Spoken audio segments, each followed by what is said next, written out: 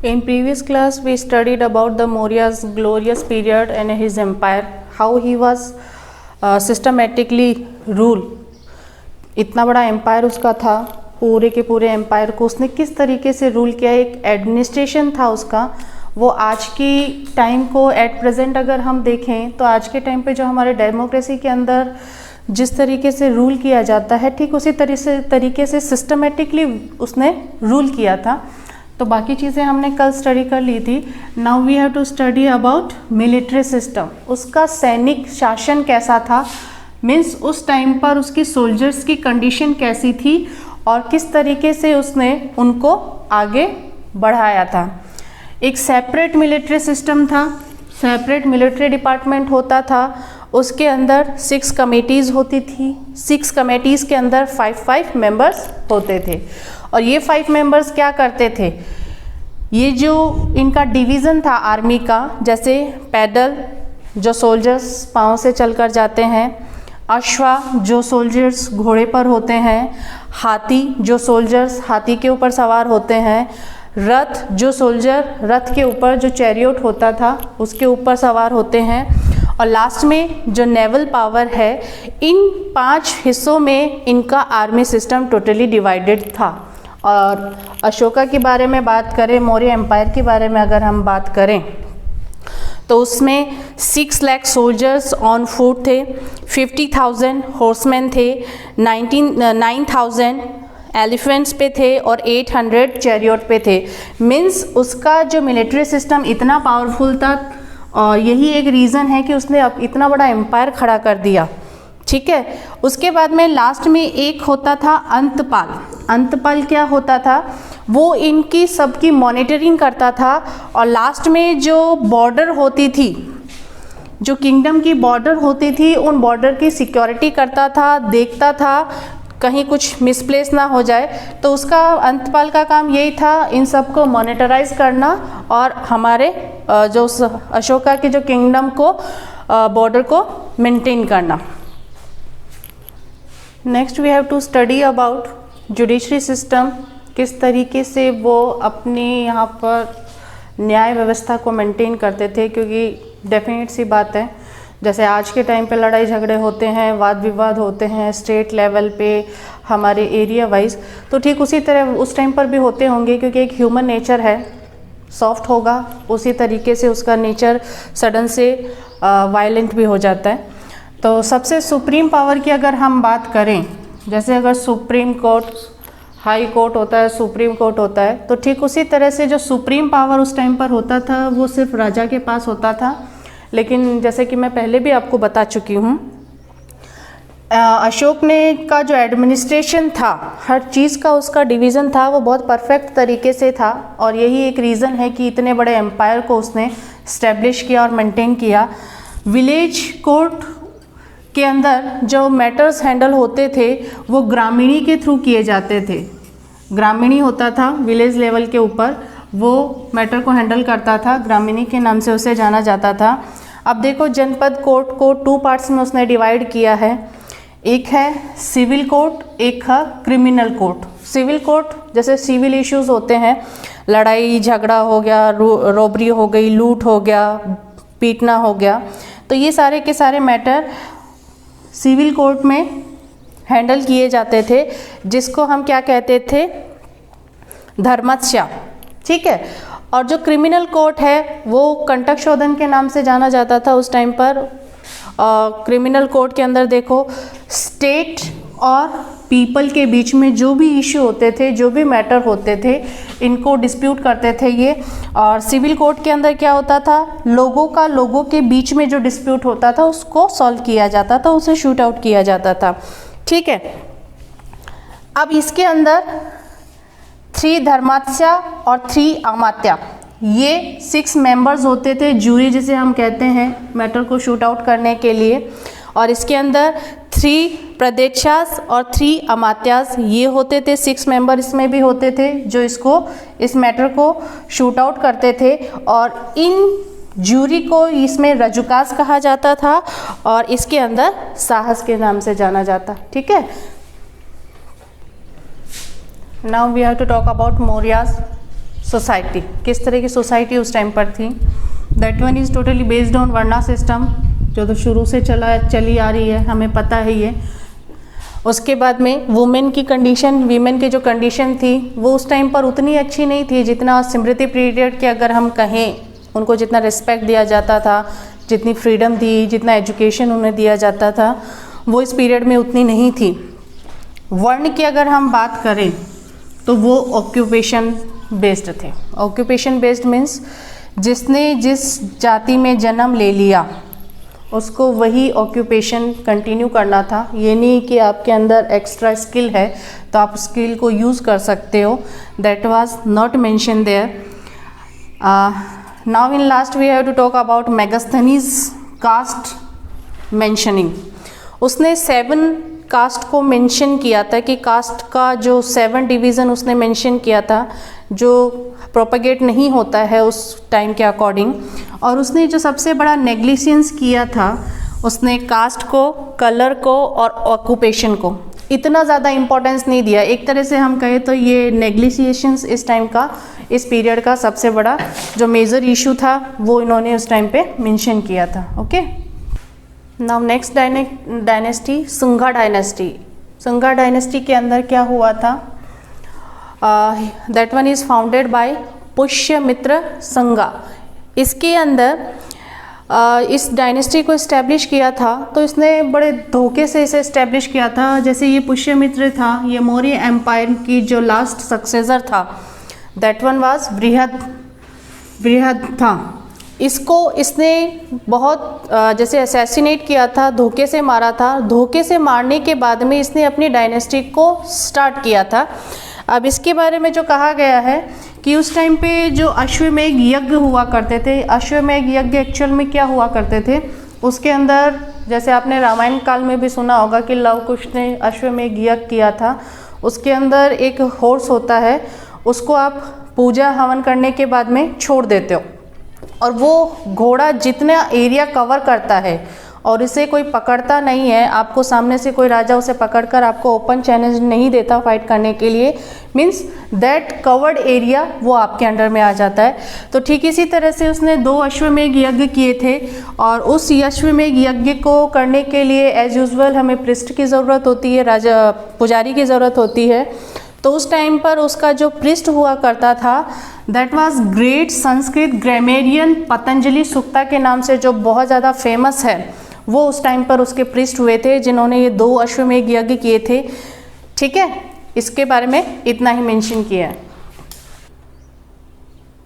Now next dynasty, Satavahana dynasty. Satavahana dynasty के बारे में हम स्टडी करेंगे। Satavahana dynasty was founded by Simuka. Okay, अब सिमुखा ने सतवाहन डायनेस्टी को इस्टेब्लिश किया था। जो एरिया इन्होंने एक्सपेंड किया था, जो एम्पायर इन्होंने कवर किया था, वो गोदावरी और कृष्णा का जो एरिया था, प्लेन था, उस एरिया को इन्होंने पूरी तरह कवर कर लिया था।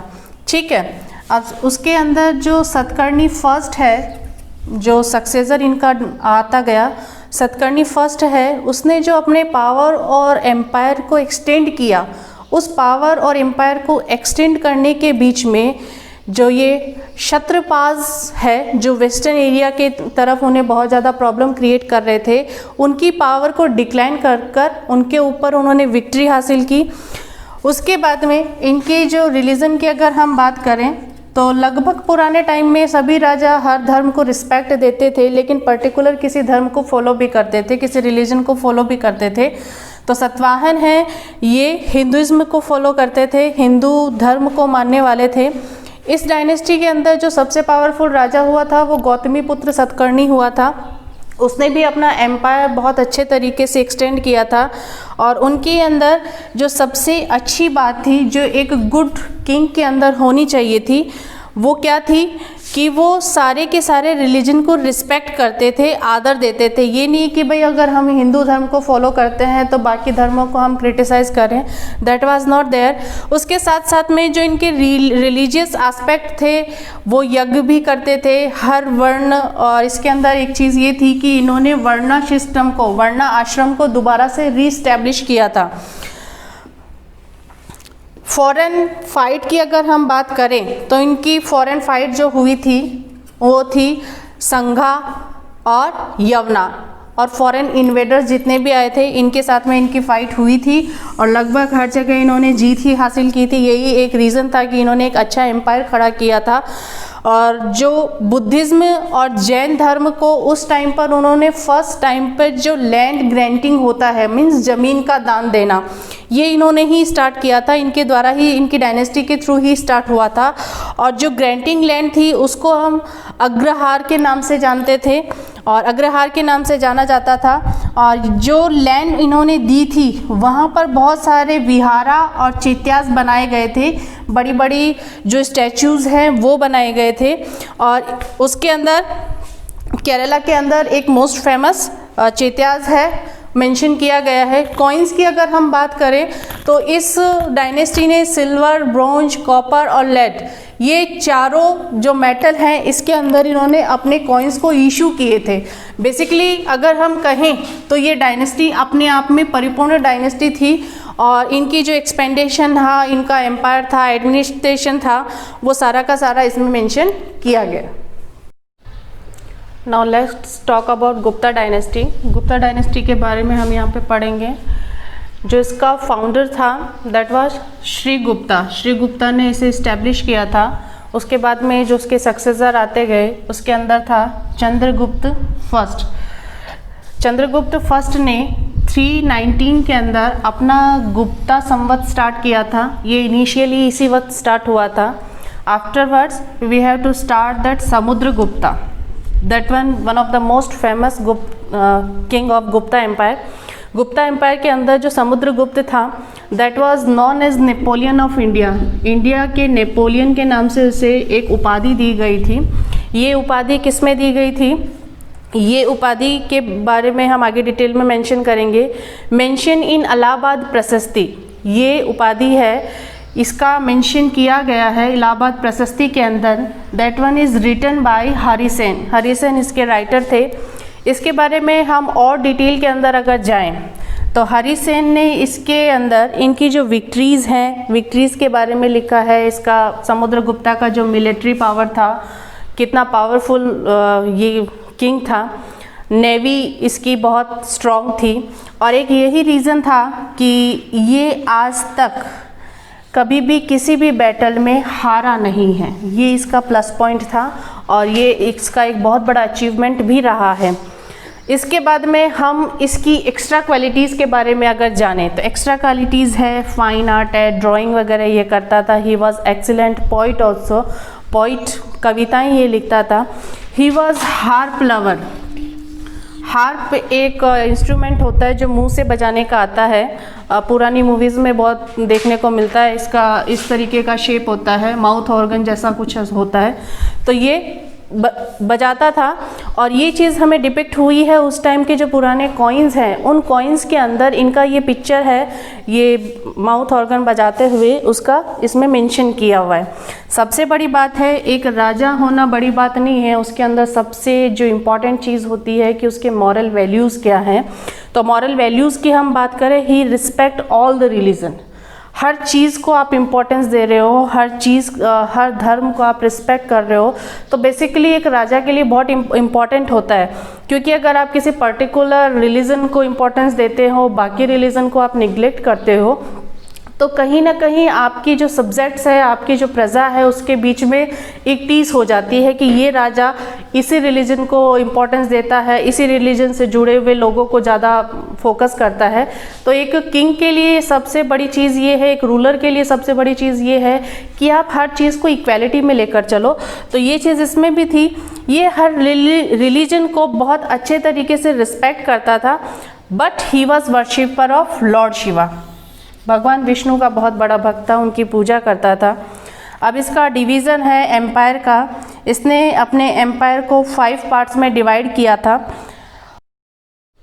After Samudragupta the next successor is Chandragupta second. He was called देवा राजा और देवगुप्ता। जो टाइटल इसे उस टाइम दिया गया था दैट वन इज़ विक्रमादित्य। और इसने जो सेकेंड कैपिटल स्टैब्लिश की थी दैट वन उज्जैन। जो एरिया इसने कवर किया था, जो कॉन्कर किया था, इसको एक्सटेंड किया था, that one is western Malwa और गुजरात। ये एरिया उसने एक्सटेंड कर अपना एम्पायर और बढ़ाया था। Afterwards we have to talk about Kumar Gupta. Kumar Gupta के बारे में एक चीज़ जो सबसे ज़्यादा फेमस है, he was the founder of Nalanda university. Nalanda university को बनाने वाला, इस्टेब्लिश करने वाला कुमार गुप्ता था। और इसका जो एम्पायर था ये सौराष्ट्र से बंगाल तक इसने अपना एम्पायर एक्सटेंड किया था, जो एट प्रेजेंट में वेस्ट, ईस्ट और वेस्ट पार्ट है हमारा इंडिया का। Skandagupta afterwards the next founder, next successor. Skandagupta के बारे में हम स्टडी करेंगे। स्कंदगुप्त के बारे में ये चीज़ बताई गई है कि स्कंदगुप्त उस टाइम पर जो जूनागढ़ एडिक्ट लिखा हुआ है उसके अंदर ये चीज़ मेंशन की गई है कि स्कंदगुप्त ने उस टाइम पर, जो मौर्य एम्पायर के टाइम पर जो ये तालाब, बावड़िया और ये सब चीज़ें बनी थी, उसको दोबारा से रिनोवेट किया था, दोबारा उसका जीर्णोद्धार किया था। और जो इसकी इनिशियल स्टेज थी, इनिशियल स्टेज के अंदर इसने क्या किया था, जो हुणास के साथ में इसने बैटल किया था और एट लास्ट वो बैटल इसने जीत ली थी।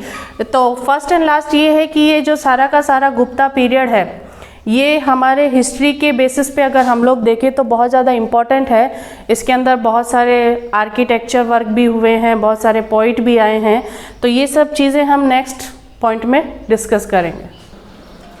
Now we have to talk about the culture achievement of Gupta period. Gupta period के अंदर हमने क्या क्या अचीव किया था, वो सारी चीज़ यहाँ पे मेंशन की गई है। सबसे बड़ी चीज़ ये है कि अगर हम कहें कि उस टाइम पे हमारे पास जो जेम्स निकल कर आए थे, जो ज्वेल्स निकल के आए थे, वाकई में आज अगर उनकी वैल्यू देखें तो बहुत ज़्यादा है। अब ये देखिए, गुप्ता एम्पायर के अंदर, गुप्ता डायनेस्टी के अंदर जितने भी ये जो रूलर्स हुए थे, उन्होंने वैदिक रिलीजन को इम्पोर्टेंस दी और वैदिक रिलीजन को ही वो लगभग फॉलो करते थे।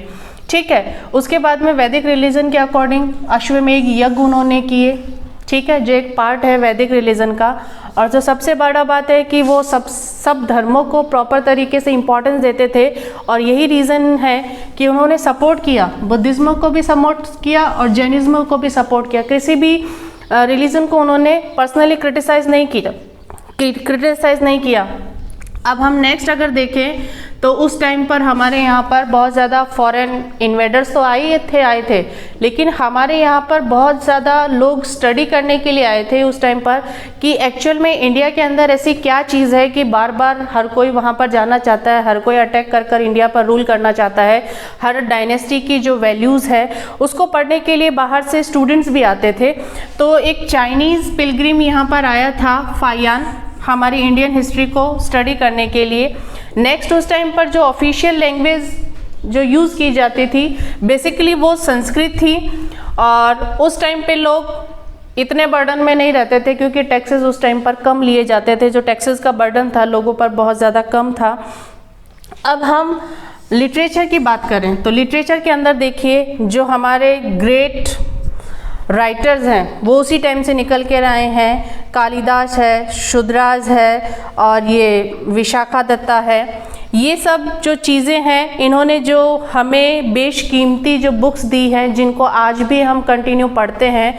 तो देखो, कालिदास ने अभिज्ञान शाकुंतलम लिखा है, रघुवंशम लिखा है, शुद्रंका ने मरीचकटकम लिखा है, विशाखा दत्ता मुद्रा राक्षस इसने लिखा है। और जो बेसिक हमारे एपिक्स हैं रामायण, महाभारत और ये मनु संहिता, ये भी उस टाइम पर इनिशियली बेसिस के ऊपर में बहुत ज़्यादा इनोवेट की गई थी, लिखी गई थी दोबारा इसे। अब देखो मैथमेटिक्स पोर्शन के अंदर हम जाते हैं। मैथमेटिक्स में जो सबसे बड़ा है डेसिमल है, ज़ीरो है, इनका इन्वेंशन हुआ था उस टाइम पर।